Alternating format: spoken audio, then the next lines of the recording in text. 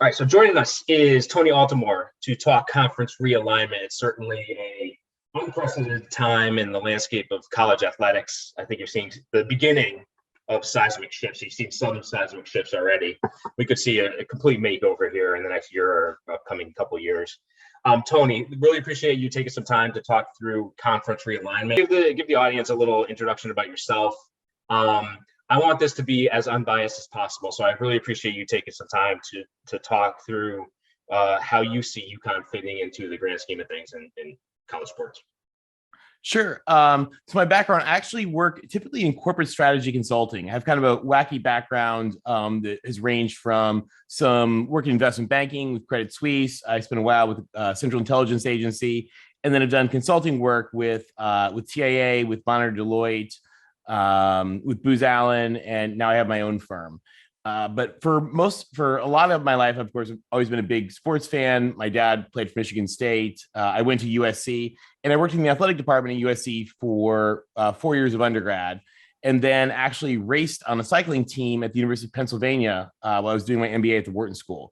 So I've had experience working within athletic departments and working with athletic departments.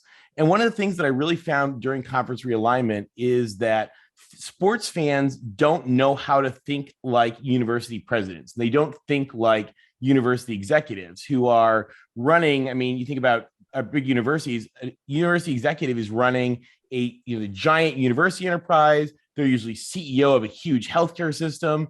And sports is a very small side piece of that, an important piece of that, but a side piece of that nonetheless.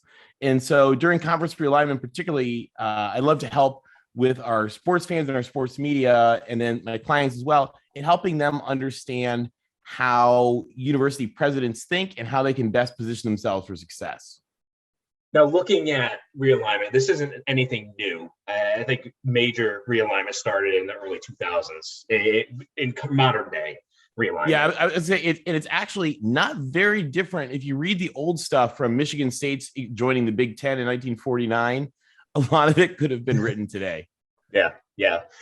And so I bring up the early 2000s because in the grand scheme of things, that's when UConn upgraded their football program. They joined the Big East, which is a BCS program, for over a decade. Since that time, if we're grading who has been the biggest winners and who suffered the most in conference realignment, I would argue it is the University of Connecticut. Going from a power conference, a BCS conference, where they won multiple BCS conference championships, which is one of only 21 institutions nationally over the last 15 years that has multiple BCS or P5 conference titles. They struggled significantly. However, grand scheme of things, from an outsider's perspective, I'm not within the athletic department, but just looking at UConn, to me, they've always been a Power 5 fit, academically, athletically. You look at their basketball programs, what they've been able to bring to the table. And I think myself, from a media perspective, the fan base has always been very frustrated with how things went since the Big East, where they moved to the AAC, they started playing perceived lesser competition, not as much interest in here. It drove not as much interest from the fan base.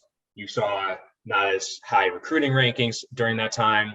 So the school really made a conscious decision over the last couple of years to put themselves in a better position going forward in the intermediate time before the seismic shifts began to happen. And that's where you saw them move back to the Big East for basketball. You saw independence in football, and really trying to position themselves to put the basketball programs and the rest of their sports in the most successful spot possible, while also putting football in a place where you can, yes, put together a schedule where you can get some wins, as well as challenge yourself nationally with some major games each and every single season. So big picture, I think UConn has really positioned themselves well to fight for a spot in realignment as we go forward. And the stuff that I saw that you would really spark my interest is some of the stuff you presented out to some Big 12 cities, radio shows during the Big 12 realignment the last year or so.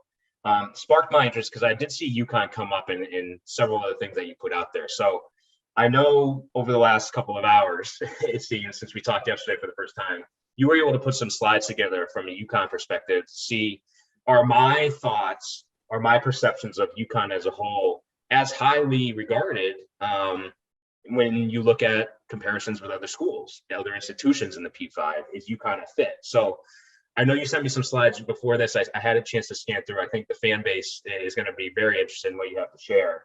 So I'm going to turn it over to you.